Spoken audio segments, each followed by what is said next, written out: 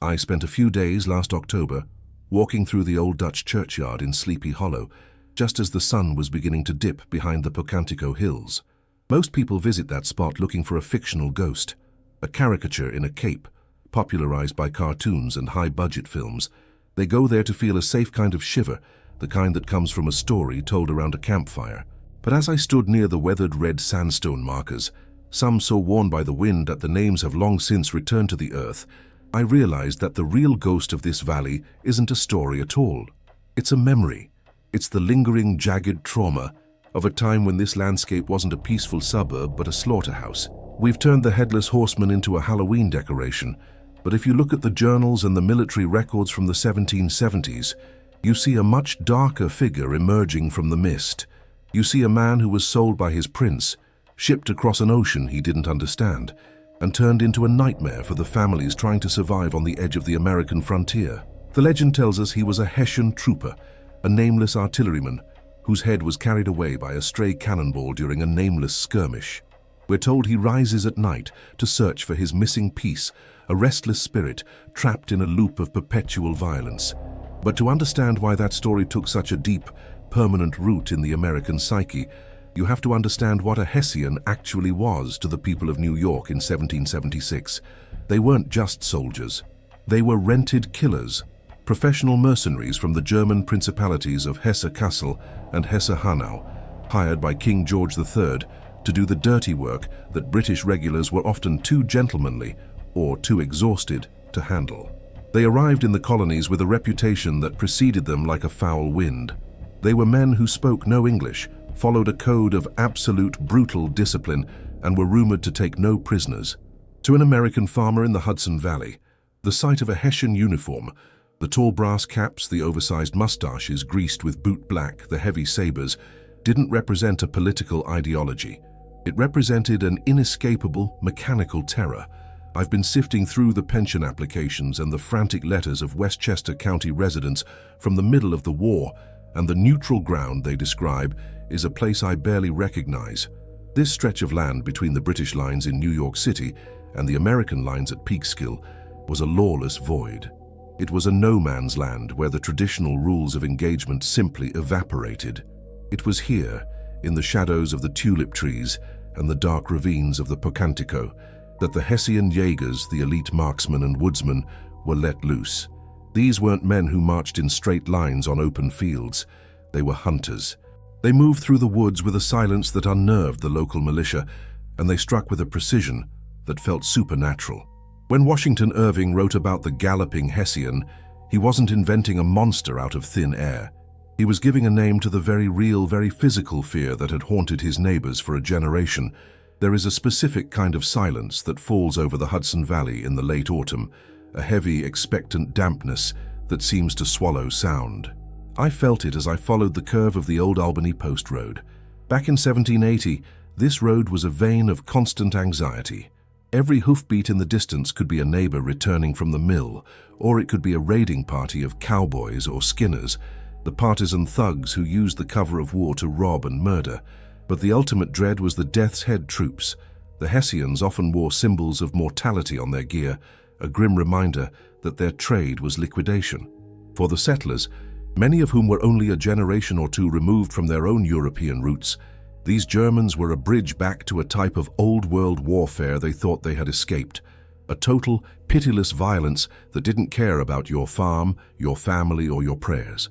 I found a record of a skirmish near Chatterton Hill, not far from where the legend is centered. It was a chaotic, muddy affair where the air was thick with the smell of sulfur and wet wool. A witness described seeing a Hessian artillery officer standing amidst the smoke, directing his guns with a terrifying robotic calm even as the American sharpshooters picked off his men. Then, a British 12-pounder, misfired or poorly aimed, sent a solid iron shot screaming through the line. It didn't just kill the officer, it erased him.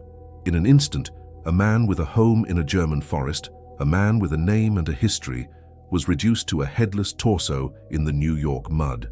His body was reportedly hauled away by his comrades and buried in an unmarked grave near the old Dutch church, but his head was never found. In the frantic retreat that followed, he was simply left behind, a fragment of a foreign war embedded in American soil. We like to think of ghosts as the spirits of the wronged, but the Headless Horseman is something different. He is the ghost of the intruder. He represents the fear of the other, the stranger who comes into your home and changes the rules of reality. The settlers of Sleepy Hollow were mostly Dutch, quiet, superstitious people who wanted to be left alone with their cattle and their grain. To them, the revolution wasn't just a political struggle, it was a cosmic disturbance. It brought the world to their doorstep, and that world was violent, loud, and spoke in a tongue they couldn't decipher.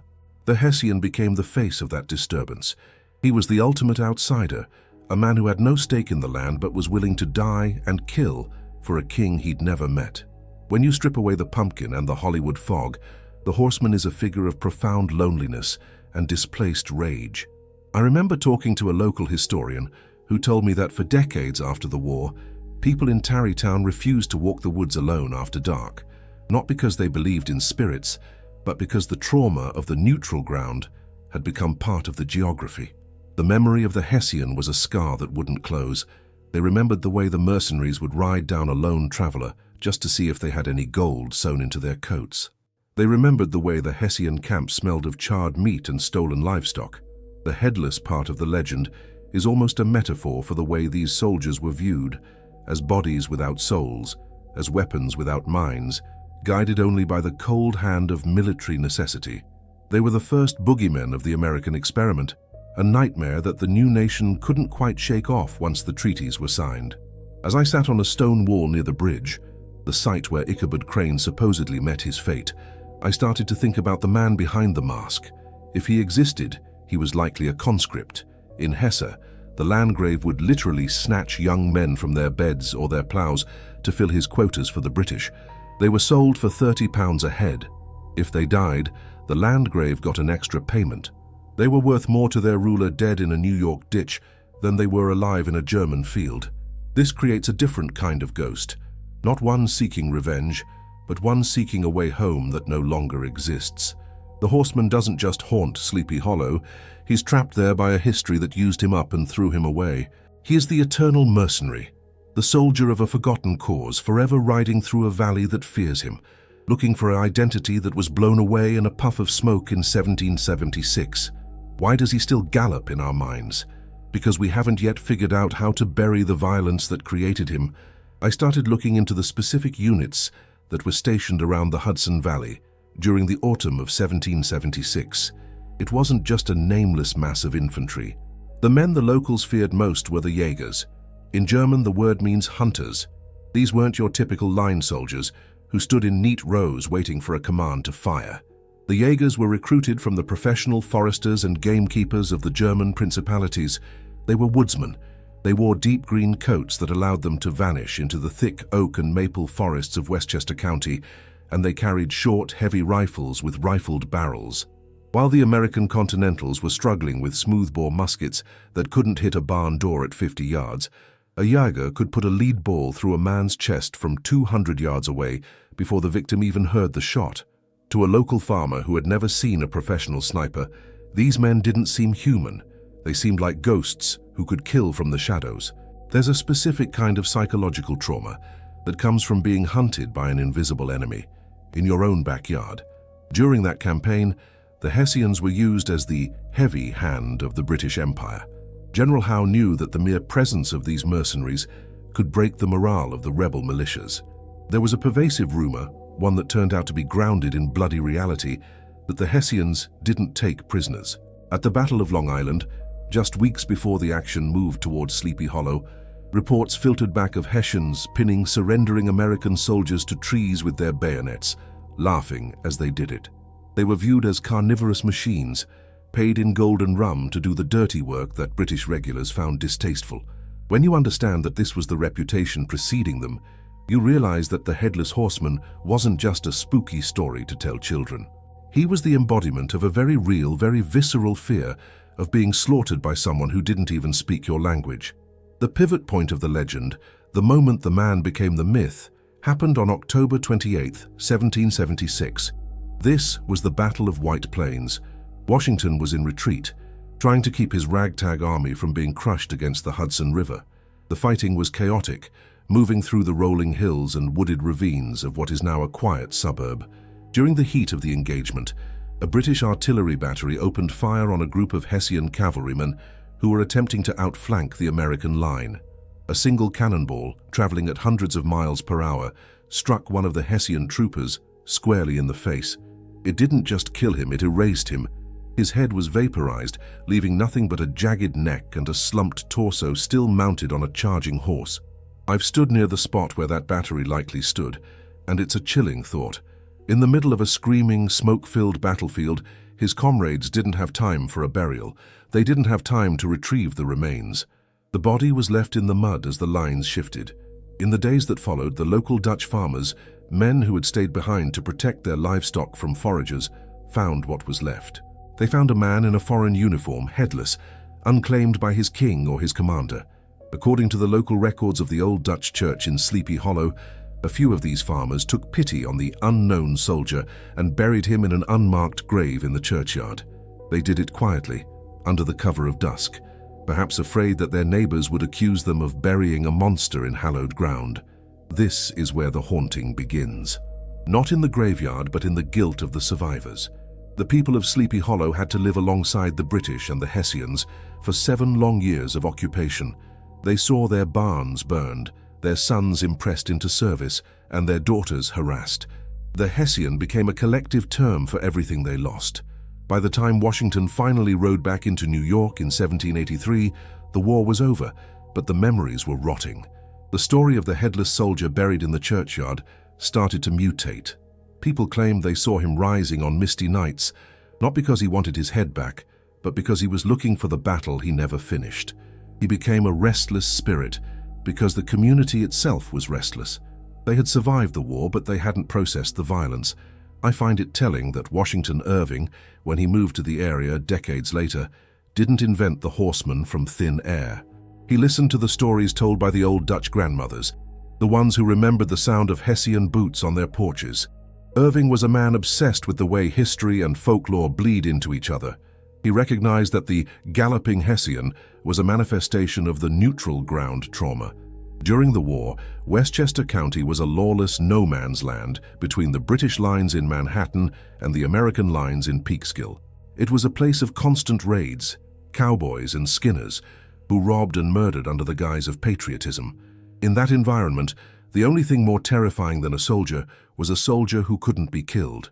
The horseman represents the ultimate other. He is German, he is a mercenary, and he is physically incomplete. In the 18th century, the head was the seat of the soul and the intellect. To be headless was to be a beast, a creature driven purely by instinct and kinetic energy. When Ichabod Crane encounters the horseman, he isn't just facing a ghost. He's facing the unresolved violence of the American Revolution. Ichabod is a man of books, of logic, and of modern Connecticut thinking. The horseman is the primitive, bloody past that refuses to stay buried. It's a clash between the new American identity and the old-world savagery that helped birth it. I spent an evening walking the grounds of the old Dutch church, trying to find the Hessian's corner. There is no marker, of course. The ground there is a tangle of ancient roots and sinking brownstone slabs, but you can feel the weight of it. There are hundreds of people buried there whose names have been scrubbed away by time, but the Hessian is the only one we still talk about. We talk about him because we need a container for the things we can't explain about our own history. We need to believe that the bad guys are still out there in the woods, rather than acknowledging that the men who built this country were often just as brutal as the ones they fought. The specific detail of the pumpkin, the head that the horseman throws at Ichabod, is often treated as a joke or a prank by Brombones. But if you look at it through the lens of 1790s New York, the pumpkin is a symbol of the harvest, of the land itself. To have your intellect replaced by a hollowed-out squash is a terrifying metaphor for the loss of humanity. It suggests that the soldier has been completely absorbed by the American soil, turned into something mocking and empty. The Hessian isn't a German anymore. He's a piece of the American landscape, a recurring nightmare that comes back every time the leaves turn red and the wind picks up. I wonder if the real soldier, the one who died at White Plains, would even recognize the monster he's become. He was likely a man who just wanted to go home to his village in the Vogelberg Mountains. He probably had a mother, a sister, or a wife who waited for a letter that never came. Instead, he spent 200 years as a prop in a horror story. A bogeyman used to sell postcards and movie tickets. There is a profound loneliness in that. To be famous for your death but forgotten for your life. To be a headless horseman is to be a permanent stranger, an eternal immigrant who was invited here to kill and forced to stay forever as a ghost. As the sun went down over the Hudson, casting long skeletal shadows across the bridge, I realized that the terror of the Hessian hasn't faded. It's just changed shape. We don't fear Jaegers in the woods anymore, but we still fear the idea of the uncontrollable soldier. We fear the violence that we pay for but don't want to see. The horseman is a reminder that you can't just hire a war and expect it to end when the paperwork is signed. The ghosts of those decisions linger in the shadows of our quietest towns, waiting for a chance to ride again. That's the end. I spent a morning last spring looking through the municipal records of Westchester County, specifically the old land surveys that predate the modern suburbs. There is a specific entry from the late 19th century, a time when the Hudson Valley was transitioning from a rugged frontier into a playground for the Gilded Age elite. Workers were clearing a patch of land near the Pocantico River to make way for a new estate when they hit something hard and metallic. It wasn't treasure. It was a pair of heavy, brass-toed boots still attached to the skeletal remains of a man who had been buried face down. There was no coffin, no headstone, and most tellingly, no skull. The locals at the time didn't call the police. They didn't even seem surprised. They just referred to it as another German and moved the bones to an unmarked corner of the old Dutch burying ground. This is the reality that Washington Irving was masking with his prose. The Headless Horseman wasn't just a creative spark. It was a way to talk about the bodies that were literally turning up in the backyards of Sleepy Hollow for decades. You have to understand the sheer scale of the animosity toward the Hessians.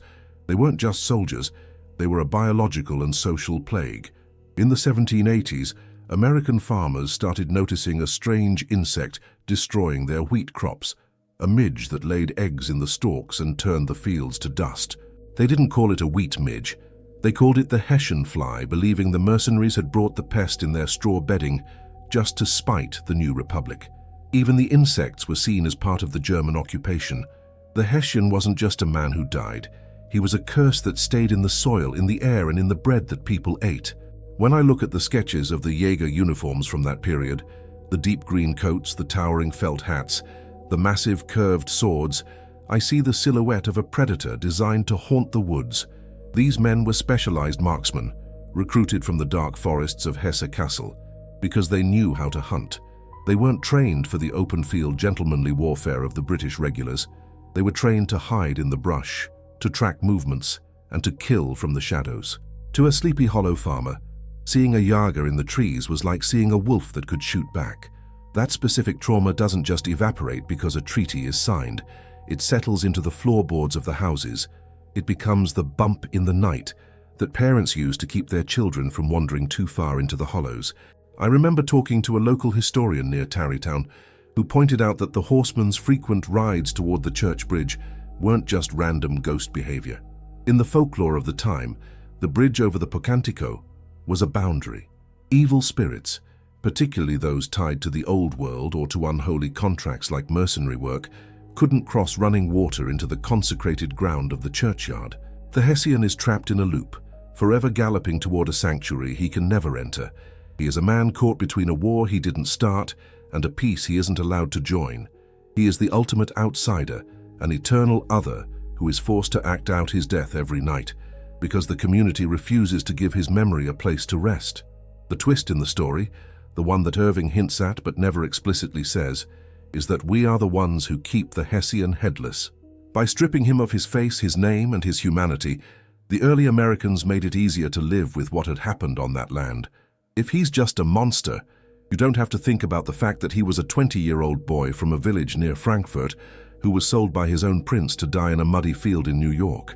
If he's just a demon, you don't have to feel guilty about the way his body was tossed into a ditch without a prayer. The headless nature of the ghost is a reflection of our own selective amnesia. We took his head, so we wouldn't have to look him in the eye. I walked the path of the old bridge recently, now a paved road surrounded by the hum of modern traffic and the neon signs of nearby diners. It's hard to feel the terror of the 1770s when you're standing next to a Starbucks, but then the sun drops, the humidity of the Hudson Valley rolls in, and the woods start to thicken with that heavy, prehistoric silence, you realize that the geography hasn't changed as much as we think. The ravines are still there. The sudden drops in temperature are still there. And the feeling of being watched by something that doesn't belong to this century is still very much alive. We've turned Sleepy Hollow into a brand, a destination for spooky season, but the soil remembers the blood. We like to think we've tamed the ghost by putting him on coffee mugs and making him the mascot of high school football teams. We tell ourselves that the Hessian is just a character from a book, a safe bit of Americana that we can tuck away when November 1st rolls around. But the archive tells a different story. The archive says that the violence of the revolution never really left the valley, it just went underground. The Horseman is a reminder that when you invite professional killers into your home, you don't get to decide when they leave. They become part of the architecture. They become the shadow that stretches a little too far across the lawn. I'm closing this file now, but I know it won't stay closed. Every autumn, someone else will go digging in those records or walking those woods, and they'll feel that same prickle on the back of their neck. They'll wonder why a simple story about a schoolmaster and a prankster feels so much heavier than it should. The answer is simple. The Hessian is still looking for his head, and we're still trying to pretend we didn't take it.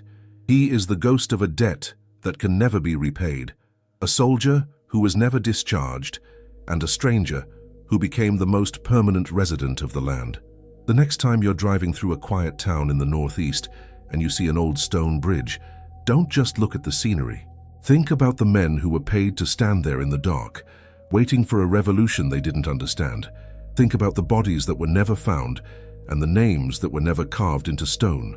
The Headless Horseman isn't a myth, he's a receipt. He's the cost of doing business with empires, and he's still out there riding the line between history and nightmare, waiting for us to finally recognize him. But we won't. It's easier to just keep running. That's the end.